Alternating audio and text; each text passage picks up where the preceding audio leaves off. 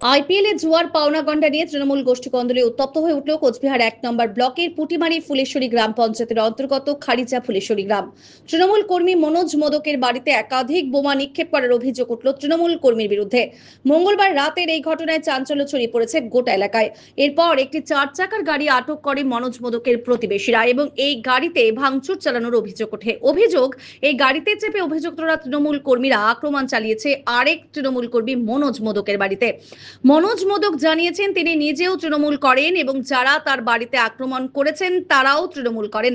IPL এর জুয়ার পাওনা গন্ডা নিয়েই এই আক্রমণ বলে তিনি জানিয়েছেন। এখানে আমার বাড়িতে বোমা মারছে, সবাই টিএমসি করে বা করতেছে। হ্যাঁ, আমিও টিএমসি করি, ওরাও করতেছে। যেটা লেনদেন সেটা হচ্ছে আইডির টাকা। এখানে হচ্ছে একটা জুয়োর ব্যাপার আছে। মানে ও আমাকে আইডিতে টাকা দিত, উনি ওখান থেকে টাকা পাইছিল। আমি ওনাকে অলরেডি ১.৫-২ লাখ টাকা দিয়েছি, ১৫,০০০ টাকা পাবে। তার জন্য এসে আমার বাড়িতে বোমাবাজি করছে। তাদের নাম হচ্ছে, একজনের নাম শাকিনুর, একজনের নাম জয়নাল, একজনের নাম হচ্ছে তোমার কি বলে হাসান, মিঠু, লোকমান। হ্যাঁ, প্রত্যেকেই তৃণমূল।